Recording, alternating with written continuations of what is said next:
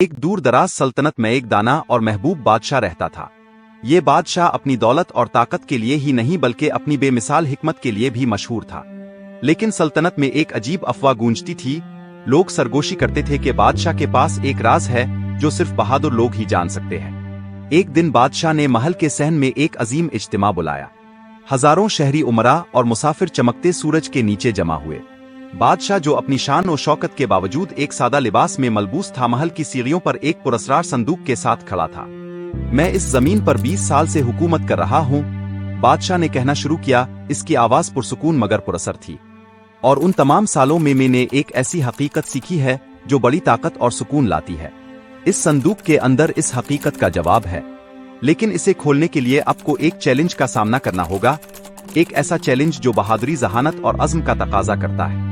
ہجوم تجسس سے بھر گیا ایک نوجوان کسان ارمان آگے بڑھا۔ یہ چیلنج کیا ہے حضور؟ بادشاہ مسکرایا، تمہارے سامنے ایک راستہ ہے۔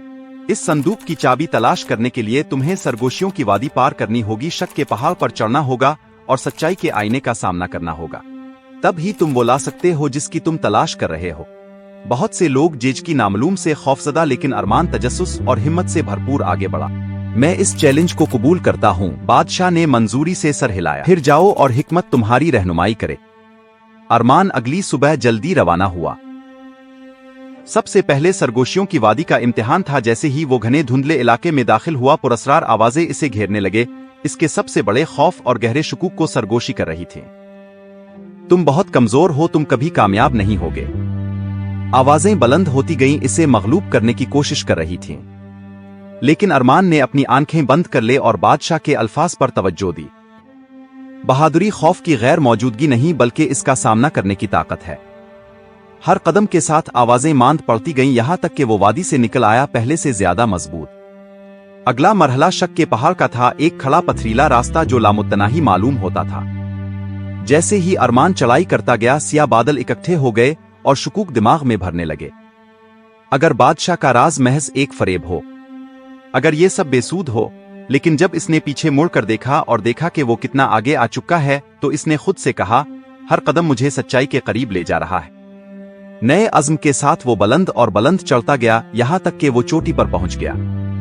چوٹی پر سچائی کا آئینہ کھڑا تھا، ایک قدیم چمکتا ہوا سطح جو صرف ظاہری شکلوں سے زیادہ کی عکاسی کرتا تھا۔